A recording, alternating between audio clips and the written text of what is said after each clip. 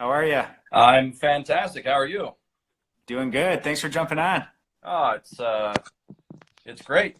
Appreciate the opportunity, and am I sideways on your screen? You're sideways right now. Yeah, Got it. We will fix that. that'll work. Um, Everybody out there in the world, just it's okay to laugh. I'm not very. This is my first Instagram live. Be kind. Yeah, I'm proud of you for taking the step on Instagram Live. I know it's a new task for you. Probably not too many new tasks with how long you've been doing a lot of this. So Well, the progression. I've been on internet forums and everything since really 2001, 2002, and we thought we were really hot when we had forums and we could get on and mhm. share ideas and make fun of each other. And then it really, you kids and your newfangled toy. Uh, but it's amazing. The ability to connect and to do stuff has just been it's fantastic. It really is. I mean, I sound like an old curmudgeon at times, but it's really good. So Yeah, it's such a cool way. There's always evolving ways of how to share information and get in front of new people. And I know I'm very familiar with your work, obviously, and a lot of followers are. But for the people that aren't, I don't know how to properly introduce you with your the extensive background and everything. So what's the quick summary of I guess your background and then current roles with what you're doing today? so basically, director of education for StrongFirst. And I've been teaching. I've actually been teaching at Paul for 16 years or so, and progressed into the role of director of education for StrongFirst, managing the curriculum for barbell, kettlebell, and body weight, working with our leadership and instructors within functional movement systems. I'm an advisory board member, and I assist with curriculum development and developing instructors and things of that nature. Maintain a small personal training business of my own. Always got to have people to try stuff on, and Yep. outside of that, it's just been a lot of computer-based work and curriculum work and manuals and things of that nature. Have a background as an athletic trainer and have been either an athletic trainer or personal trainer for over 25 years now. Yeah, and I think I relate well to your teaching and everything with so your background being so athletic training and then getting into the fitness world, and we can get to that in a minute. But for me, it's recently been a shift from a physical therapist by degree, but find myself gravitating more into the strength and conditioning realm, just with where in strong first background, other CSCS background, and just personal experience that seem to sort of evolve that way. And I know you sort of took a similar path. How did that transition come about, and how has that impacted all your training practice and everything to date? So boy, quite a few years ago, I had my first job as an athletic trainer, and then moved actually back to the Clarion, Pennsylvania area, and ran a hospital fitness center for 5 years. And that was my transition from athletic training into the fitness world. And this wellness situation that I was running, we worked with everybody. We were based in a PT clinic, and so we got a lot of people to transition from therapy to wellness. And so I had everything from Parkinson's, stroke, joint replacement, regular, just people looking to get fit, elderly, you name it, high school athletes, college athletes. I mean, it was all coming through the door. The Hmm. great thing about being one of the only shows in town is you get a lot of people. And so we transitioned a lot of people. And so I initially, when I got into this and working with such a diverse group of people and a challenging group of people, um, I didn't know how you were in the fitness world without an athletic training background, because it was so challenging and I had to modify so much exercise and do stuff. So it was really interesting to enter the field that way. And how's that? So how's the rehab background? And I know a lot of questions were coming in terms of specifically assessments. So people, there's not a, I know you have your background with FMS, but what assessments have you, or kind of what's your assessment process in terms of how you're working with a new person coming in the door? So it all starts with the history. You get a really, hopefully everybody out there has their SOP for bringing people in, and you've got your paperwork set, so you're getting everything signed, and you got a health history and things like that you take care of. But then I review the health history and injury history, and I ask the same question 2 or 3 times the same way, because as Lawrence Kendall said many years ago, the mystery of the history is usually where there's a lot of gold to be mined in working with someone. And most people are not purposefully trying to mislead you or leave things out, but a lot of people end up leaving things out when they get their history. And by the time you, maybe it takes a few sessions or weeks, and all of a sudden they're like, oh yeah, I had this injury in high school, or I had this surgery, and the story develops as time goes by. So definitely everything starts with a history, and then I do use the FMS as an athletic trainer and clinician. I'll use a little bit of the SFMA top tier, maybe some breakouts depending on who I'm working with. But I use the FMS and the motor control screen and things like that to really set a baseline for how I'm getting started with the person that I'm working with. And kind of piggybacking off that, a question that comes along with that, and something I struggle with, I think, initially learning the FMS and learned so much from it. But say you run into one of these like red light, like an SLR mobility limitation. I know initially I was very, and my thoughts have changed a little bit, but initially very cautious. It's like no deadlift, no picking stuff up the ground. Is that stuff you're following? Or are you having people lift from a elevated surface in that case, or same thing with like shoulder mobility? I don't know if you can speak on that at all. Oh, I have a lot of people come see me. Maybe they're getting ready for a kettlebell cert, or they're learning kettlebells, or whatever the case may be. And a lot of kettlebell moves go overhead, and so you screen them, and yeah, they pop a 1 in shoulder mobility, and yeah, I take them off of overhead work. We do partial get-ups, we do swings. There's so many other things that you can be focused on. But at the same time, I'm very efficiently changing that shoulder mobility via maybe it's a little bit of soft tissue work. Maybe it's breathing. It's T-spine work, getting the scaps to be a little bit smarter. There's a very efficient process for getting all of these patterns from, hey, you shouldn't do that for right now, to, hey, this is actually part of our process of finishing working on this pattern, and we're back to all the things that you want to be doing. So I think if your correctives are efficient, don't be afraid to take somebody off of an exercise for a little while.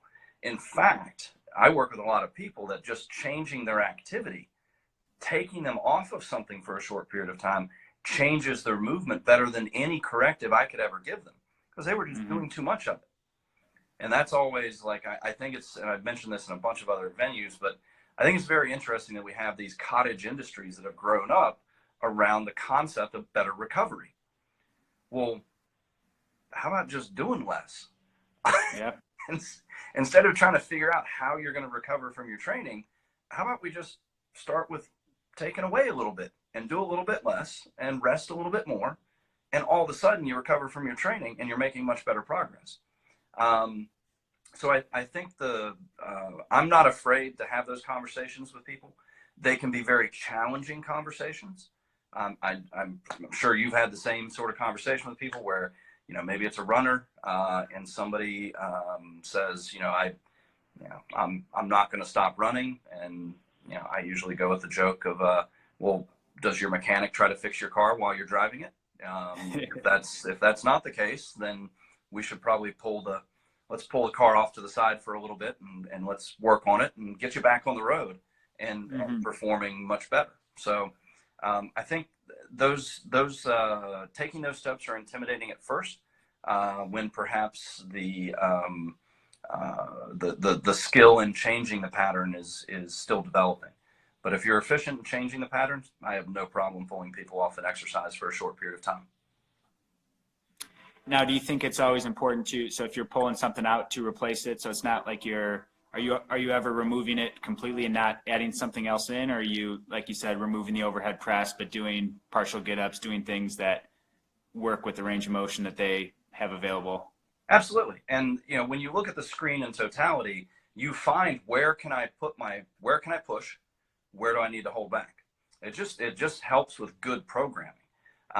So I and then the corrected process is typically very efficient, and those things that were red lighted become part of the corrected process. The goal of a leg raise example, as you gave, is to get to deadlifting, both symmetrical and single leg. And so those things that were red lighted become part of the process as you progress. But I have no problem telling somebody, I need you to not run for 2 weeks. I need to not go overhead for a week, 2 weeks, whatever the case may be, so that I can affect change. It's really hard if I'm trying to paint the wall and you're still throwing crap against it. It's going to take me a long time to paint that wall. So if you'll just give me a minute, let's paint the wall, let the paint dry, and then you can do whatever you want with it. Usually a much better process. Has that always come easy for you, or is that something that's you've had to refine and work on having those conversations over the years? Oh, it's always a developing conversation, just because everybody's so different. And I talked about this recently, but you end up working with people that identify themselves by the activity they're doing. You will meet people who are runners. You will meet people who are kettlebell people. You'll meet people that are really identifying themselves and getting a lot out of that physical activity that they're doing. Asking them to not do that for a little while, that's challenging. But in the process of showing them that the pattern can change efficiently, that this is a very temporary process, that we just need to, I like to use let's just defrag the hard drive a little bit. And that's a disappearing reference as flash drives take over. But, let's defrag the hard drive and let's just get off on a little, let's let the mud settle in the water, get the water clear so we really see what's going on and move forward. So yeah, it's just, it's a developing conversation, and you got to always be able to modify to the person in front of you. Of course. And what other conversations are coming up around that? Because I heard a good quote. I don't know where it originally came from, but a friend of mine, DJ Murakami on Instagram, a friend of mine, he said everyone wants to be hunters, but no one wants to be gatherers. Everyone always wants to find, how can I lift more? How can I? And it's the culture with how do I fit more workouts in? When a lot of times the answer to recovery is, like you said, doing less instead of finding other devices complexes and things to put on our muscles, and the hydro boots and different things to recover. Are you, like, how else are you modifying their activity outside of, or are those things you're having conversations about with your clients?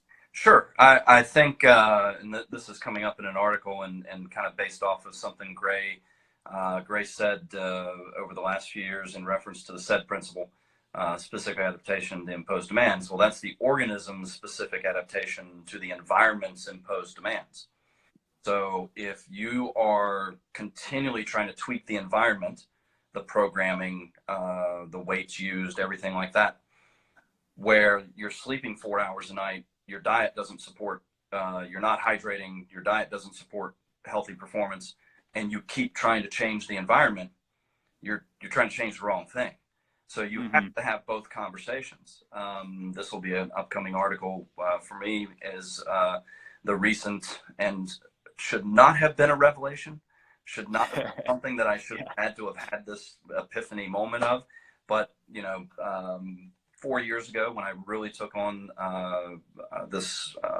these roles within FMS and StrongFirst, I became sedentary in looking at my phone. And not that I track my steps aggressively, and I'm kind of not a data guy, but I started looking at the health app on my phone, and I'm like, oh my gosh, I never move. Like, I was literally getting 2,000 or less steps a day. Even if I was training 2 or 3 days a week, 3 or 4 days a week, I'm still moving less than 2,000 steps a day. That's horribly sedentary and not good for me at all, and has been something that I've recently made a lot of progress in changing. So you gotta drill down on those lifestyle issues as well, because if you're constantly monkeying with the environment, but it's a lifestyle issue, get ready to be frustrated. You're constantly going to be looking for an answer because you're trying to tweak the wrong thing. 100%. Yeah. You see a lot of people come to see me with, you get back issues and knee issues and hip issues, and they're all about hitting it hard at their 6 a.m. workout and doing an hour of HIIT training, but they go and sit all day and they don't see the importance of changing those things. And it's unfortunate because I've seen those people bounce around to practitioner waiting for someone to give them the answer that they want to hear, which is not what we always have to tell them, which is the hard truth of you need to move more or even take out some of these things that are continuing to bother it. But those are hard conversations to have. They are. And having, like I said, the ability to show quick change, to, you know, look at it from a temporary process. When you really show that you're looking at them in totality, and you start finding these things like, hey, yeah, we could adjust your program a little bit, but yeah, when was the last time you had a glass of water? Or do you sleep more than 4 hours a night? Because that's important. What's your stress level like? You know, hard drivers tend to be high stress people. Sometimes what they need to do is lay down and breathe for 10 minutes. They're under enough stress. They don't need to push anymore. So it's always, but that's the art, right? Like, we have this science, and there's this background to everything that we do. You spent quite a few years in school becoming a DPT and developing your knowledge base and all of this. And, but yet you come out and you start working with individuals, and all of a sudden, oh, that's where the magic starts to happen. You gotta get artistic and start shifting and developing and working with the body in front of you. And getting people to inspire change in a way that we don't think. Where I remember coming out of school, I was so amped up with the first patient coming in with just your basic shoulder impingement, and wanted to just show them how much I knew, and talking about how their scap's moving and what their serratus is doing, all these, like, throwing all these anatomy terms at them, and they just glaze over. And I don't know if they came back for a follow-up, or at least they didn't buy into the same way that, you know, you think you need to be talking to them, and having to shift that in a way that, okay, what can they understand? What small changes can we make to see some of that improvement? Well, I think the, you know, possibly hard thing for all practitioners in a lot of different fields is that shift from, it's not about you, and it's not about what you know, it's about what they need at that moment, and being able to have those conversations with them. And what's been successful for me over time is really sharing things that I've been through. People find out that I've had a situation with my back over the years, but yet have gone on to do quite a bit of training, and heavy training, with good health. And so they look at that and they're like, oh, like this, there's a light at the end of the tunnel. Like I can do this. And it's really, I think we have such, we have a messed up relationship with physical activity, in my opinion. When you look at classical systems of training, which typically come from the military, you had a martial component, which was whatever ability to respond appropriately to aggression. It could have been, looking back in history, the pommel horse that we see in gymnastics was initially a tool to train soldiers to fight better on horseback. It had nothing to do with gymnastics. So you have this martial component of the training systems. You have a restorative, or had a restorative component, which would help bring you back to center. Oddly enough, getting beat about and learning how to be physically aggressive and handle situations knocks you out of center. So a restorative system to help bring you back to center. And then you had a pedagogical body of knowledge that kind of coordinated the whole thing. Well, fitness has become our martial art.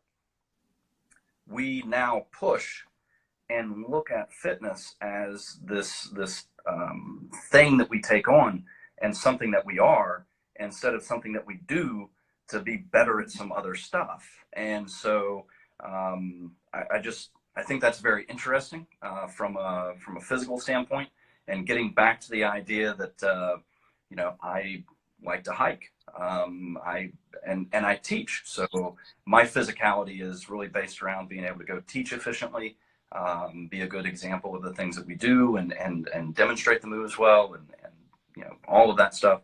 And then I like going to hike. You know, I'm not Mm-hmm.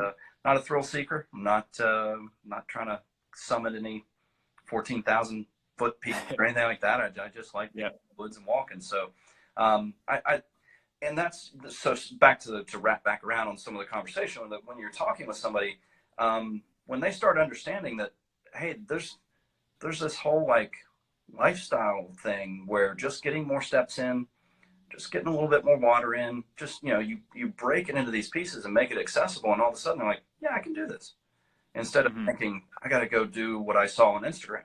You know, I saw fitness celebrity X doing this on Instagram, and I can't do that. And so making it accessible and making it fun.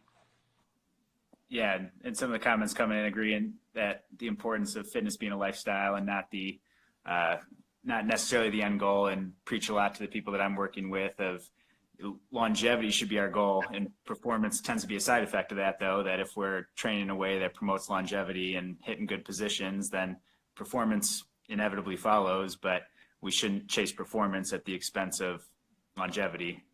Well, as far as I know, it's still called health and fitness. Yeah.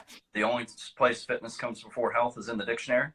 So Like that. keeping that perspective is really important. And I think we all come out of some younger years, and certainly I pushed to accomplish some things in the worlds of grip strength and powerlifting.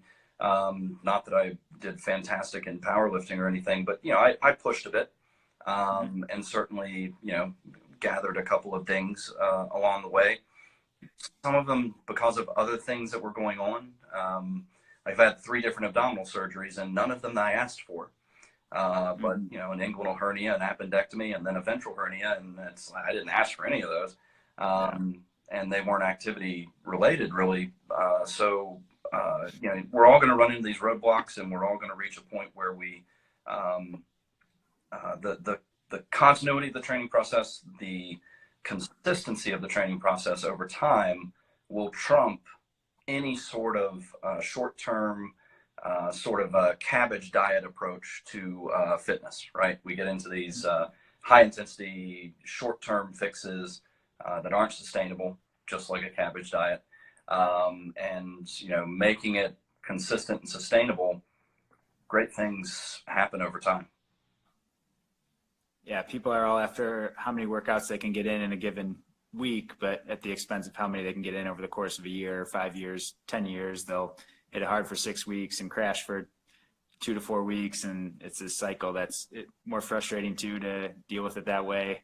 More frustrating for them, I'm sure, as well as for us working with them, having to continue to have those conversations. Absolutely. Another thing I wanted to expand on, so I think from what I've seen, there's the side of people that push fitness too far. And I think more recently with some of the corrective exercise, prehab type movement on social media, especially, see people on the other end, though, that only perform correctives, or I think as you would say, like side dish type stuff. Do you see, I mean, are there equal problems in that of the ones that are always doing, so say just doing mobility work and not avoiding deadlifting, avoiding swings, avoiding get-ups, avoiding these things? Is that something that you see to be problematic? Certainly people fall down those rabbit holes. And I don't know if it's the perception that there's this level of, you have to get, it's trying to get to the maximums rather than managing your minimums. And so when there's always something to fix, there's a certain mindset and a certain personality type that's really going to appeal to. They're always going to be looking for the next thing to fix and to put attention towards, and it's never good enough. I'm not ready for that yet because this isn't, you know, where it needs to be. If you take the approach of managing your minimums and you just make sure you're over this baseline, my movement prep now, I'm going to be 48 this year. I've been training for a good period of my life. I do have some of those things that I have to manage. And but yet my little foam roll movement prep is 7 to 8 minutes long. It takes me about 5 to 8 minutes to get ready to train. And then I'm into my get-ups and I'm into my training. I think that certainly there are periods of time where you may do more of a corrective type program, but it should be a very small period of time. I refuse to believe that the body is so fragile that we need to do this constant management and this constant adjusting and tweaking, and it shouldn't be that hard to get ready to train. Yet you reach a point where you do need to get things ready to push and to train, but that should be an efficient process.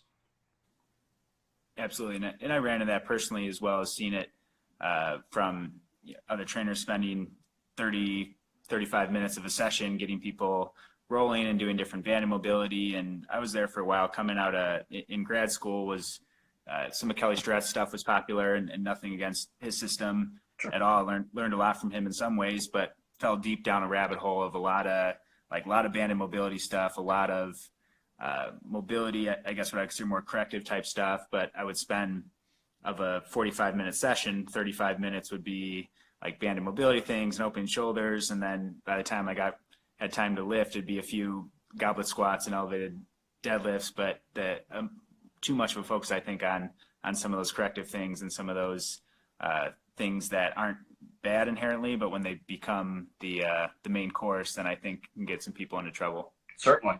And I think that, the perspective to take, like I said, you manage those minimums, make sure people are above the baseline, be a good coach, bring people to what they want to accomplish in a healthy manner. And, the whole idea of, quote, getting fit good programming, good training, good technique should facilitate good movement. Should feel better and not have to do as much of any sort of corrective work. And the whole idea of corrective work is interesting to me, just because if you don't have a baseline, how are you directing your correctives? So if you're just looking at somebody and going, you need these 15 things, well, how do you know? They might need 2. So have a baseline, have something that directs you in the right direction. So, and in the end, my goal right now is Sinister. So I'm on a little bit break from my Sinister training, but so my goal is the 48 kilo one arm swing, 100 reps in 5 minutes, 10 every 30 seconds, and then a minute rest, and then 10 get-ups with the 48. And I can tell you, this year's been pretty focused on that, especially the first 3 months. The strength I built just in a very simple program.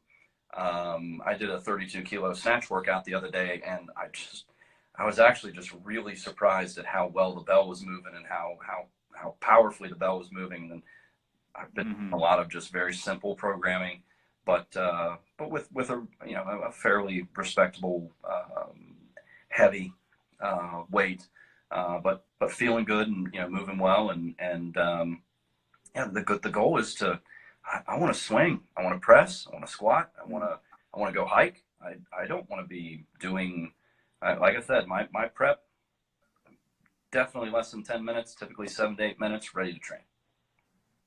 Do you have a time frame on your Sinister goal? I don't. One of the benefits of age and perhaps a little bit of wisdom is not forcing myself into a particular time frame where I may start making some stupid decisions. I had actually set Sinister out there as a goal last year. And in the process of last year, my training will tend to morph based on what I'm trying to accomplish. Like my Sinister training was really solid for the first 3 months this year. And then I had a level 2 coming up to teach. So I shifted my training to more level 2 skills and double bell work, so that when I showed up to teach level 2 skills and double bell work, I looked like I knew what I was doing. And so, but last year was the SFL, our barbell certification, our body weight certification, the SFB, teaching in level 2, teaching level 1, being able to move and travel and teach. I went hiking in the Lake Placid area, which was just the Adirondacks, just beautiful. So my training over the year, I had to shift and have these different seasons of my training. And I had kind of set out Sinister as a goal for the end of the year, and I didn't reach it. And instead of doing something stupid and trying to force myself to reach it, I hit pause. I'm like, hang on, I'm not getting paid to hit Sinister. Like, that's not my job. I got a family to take care of. I got 2 organizations that I work with and love what I do with, and I need to be able to travel and teach and be an effective person, first and foremost. And Sinister can wait. It'll happen when it happens. Yeah, it's not like they're removing it, that you can only have, if you didn't get it by the end of the year, it's gone. Exactly. I'm good. I'm going to take my time. I'm going to enjoy my training and the focus on health and feeling good, and that's it's a conversation that changes over the years. You know, you get some people that you know for a while and that you perhaps trained with, and conversation starts shifting from, you know, what's your PRs, what's your max, and conversation starts becoming how you feeling. Absolutely. So. Yeah, and I want to welcome in any questions here for anyone watching, if they have any pressing questions they want to ask for you, Brett. But especially respecting your time as we get a little closer here. But one more thing that came in that I've had some conversations with a few people on and wanted to hear your thoughts on it is, so from like when someone comes with limitations, say some pretty glaring ankle mobility limitations with the squat, how long to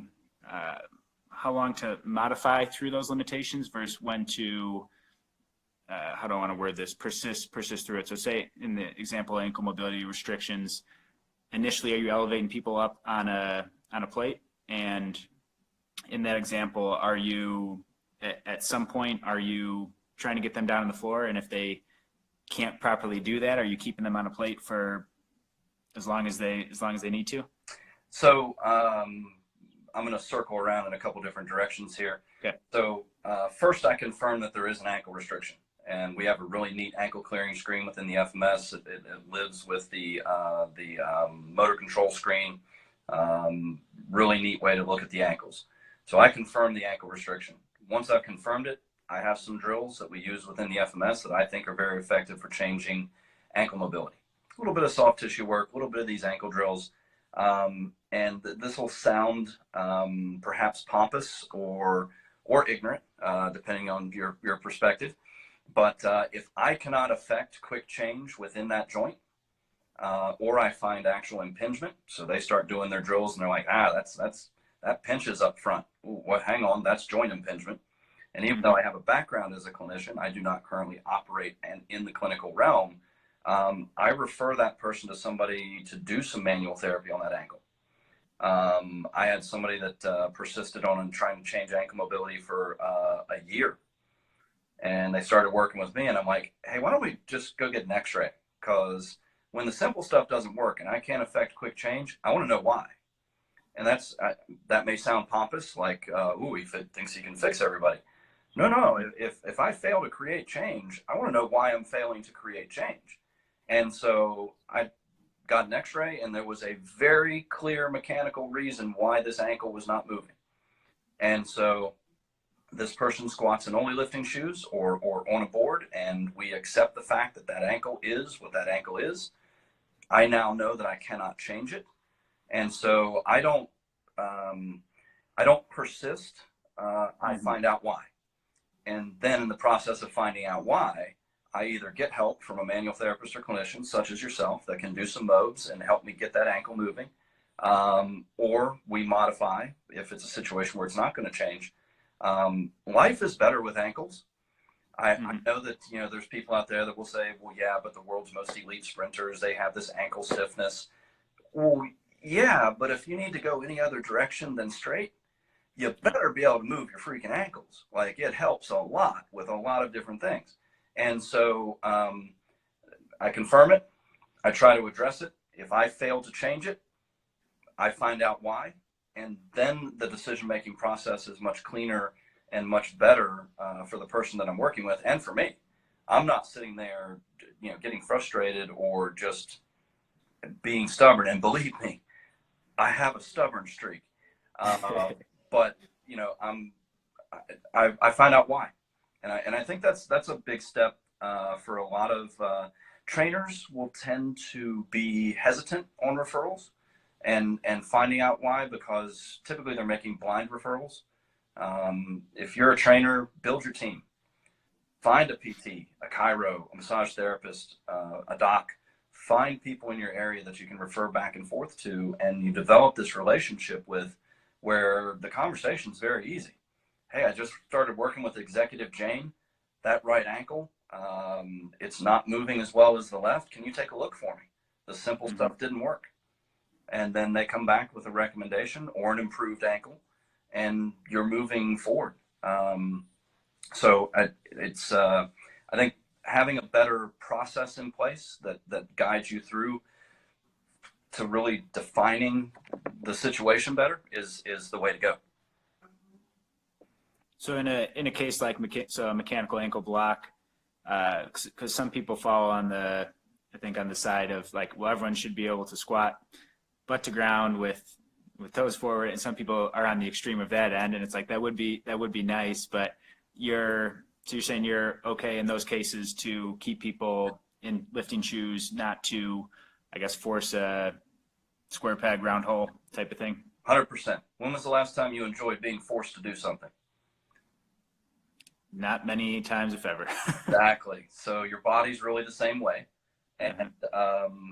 But I think the difference maker is, and like for myself, I have a cam style FAI in both hips, some labral tears and different stuff going on. I will never have hip internal rotation. It is mechanically not going to happen. So guess what I quit trying to improve? Hip internal rotation. It's not going to happen. So confirming the idea that you're not going to have something. And I truly believe, I believe in the plastic and adaptive nature of our neurological and physical systems. We should have, that is probably the reason we're the dominant, or some would say dominant species on the planet, is our adaptability. And so I truly believe we are dynamic, adaptable creatures. And when I cannot create change, I want to know why I cannot create change. And that directs my decision-making process much better, rather than saying you should be able to do this. Really? I don't know. I seem to be getting along just fine without my hip internal rotation. And if I try to force it, it hurts. So yeah, just having that process in place, I think is a big deal. Yeah, it's a great point. And along with that, is pain follow similar guidelines? So you're not making change with, say, ankle mobility thing. Same thing with pain. How long are you giving it before referring? Because someone with your background, I'm guessing you're not referring out day one, but seeing what's your time frame on when you can try and make change before seeking other help. It depends. If they come in with a diagnosis, doc said I have arthritis, but it's okay to exercise, we're having a very different conversation. I'm either screening you or I start working with you and you're like, holy mackerel, my knee hurts, my hip hurts, my back hurts. Yeah, I want to know why that's happening. If I've done a good job of clearing your baseline and I know that you move, and that's, the whole concept within screening and everything like that is to move well enough to adapt in a positive fashion to the stress I'm going to place you under. If I've done what I feel is my due diligence in making sure you clear that baseline to adapt in a positive fashion, and we start getting a negative reaction, I want to know why we're getting a negative reaction. And so I'm actually pretty quick to refer, because I even though I'm not licensed in the state of Pennsylvania, I'm just lazy. But I'm not currently practicing as an athletic trainer. Scope of practice in Pennsylvania is weird anyway. I would have to be at a school under the direction of a orthopedic to really do anything. So yeah, I actually tend to refer pretty quickly. But again, it's to a network of people or a physician or chiro or somebody that I'm communicating with, so that I'm trying to have those conversations so that they know it's not just a blind referral. There's actual communication. And things that you're going to pick up at the movement screen and different, like you said, that's where a good thorough history comes in, and those different things of there's a difference between pain that just doesn't seem right versus a little bit of knee tightness on the front side of the knee with a squat when they're missing ankle mobility are different conversations to have in terms of seeing that. But that's a deeper dive. But exactly. Yeah, so I want to, said Brad, I want to respect your time. I want to let any last minute questions that come in from anyone that's watching here live, but I want to finish up. What's the difference, or how has it evolved, Brett Jones, year 2000, with your background, and you've had a lot of great mentors and obviously the experience you have. How does Brett Jones 2000 look different than Brett Jones 2019, with kind of how training philosophies evolved and how things have come together over the years? So well, as far as like development as a fitness professional, to use the term, I've been that guy or that person every iteration that you could be. I've been the functional training guy. I've been the body weight guy. I've been the kettlebell guy. I was a HIIT Jedi years ago when I really got started. I was a HIIT Jedi, one set to failure, machine-based training. So I tend to take a deep dive when I get interested in something, and I think on the back end of all of that, and I don't regret any of those. Those are all great experiences. It's great knowledge to have. It's the natural development of a philosophy is experiencing all of these different things. I think over the last couple of years, as a fitness professional, it's been that conversation of lifestyle, health, fitness, the things we've been talking about. As a director of education and somebody who is and working within FMS and somebody that's teaching other professionals, it's enhancing and working with the science of coaching and cueing, and really taking a deeper dive, looking at the work of Gabrielle Wolf, Nick Winkelman, some of these people that are out there on the forefront of coaching and cueing, and the science behind that, and effectively getting people to move well and do things. Yeah, I mean, it's I don't know if that answers the question, but it's it's the rambling that occurred when you asked. But yeah, I think that's been exciting to me over the last few years. Really trying to nail and enhance my presentation skills, and be a better teacher, and then be a better coach and professional via the coaching, the cueing, the science behind what we do, and then knowing that working with the people that I'm working with, that lifestyle, organism versus environment, and things like that are big keys to really getting people to achieve the results they want. Yeah, I love that. And we should always be working to improve our physical craft, obviously, but we do, like you said, knowing the person in front of us and knowing how to create change and connect with people, and some of those other, the whole psychological, motivational realm behind things too, of changing behavior and cueing that actually works, and those things, because what's in the textbook doesn't always translate to the person that's coming in the door. Oh, I was giving a talk to a group of graduating seniors from a school, exercise science degrees, and had a little bitter pill for them. I informed them that they were going to get out-earned 10-1 by somebody with a $99 online cert and a personality. But you don't embrace the fact that this is about the person in front of you, and being able to connect with them, and being able to effectively work with them, and getting them to trust you, get ready to have a disappointing career. So it's the helping profession, and it's people based. Yep. So as we wrap up here, Brett, where's the best place for people to find you, and what's the direction StrongFirst is heading in? I'm excited about it. I've heard nothing but good things about Strong Endurance and Plan Strong and some of these things going on. So best places to find me are strongfirst.com, functionalmovement.com. I do have a website that I do nothing with, to be honest, appliedstrength.com. I'm on the Instas and the Facebook, where people can find me. Where StrongFirst is headed, it's going to be a big year. I know we're already almost into June, and here I am saying it's going to be a big year.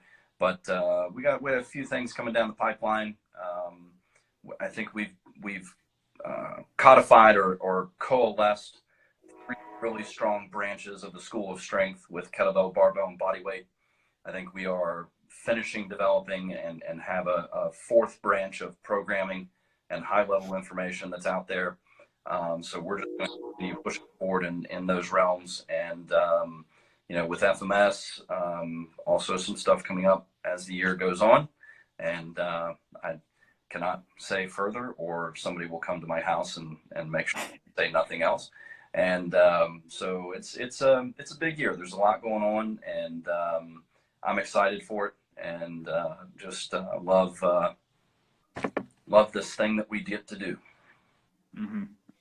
Yeah. Well, thanks so much for coming on, Brett. Yeah. If people haven't checked out StrongFirst and the curriculum, the articles on there are outstanding, the content on there. And if you haven't taken either a day course or the certification, that was the biggest clinical and just personal game changer that I've gone through out of all the continuing ed and course type stuff that I've taken. So I really appreciate you coming on. I've learned a lot from you from afar over the years. It means a lot. You taking some time and speaking to the audience here. Hopefully they got some good stuff out of it.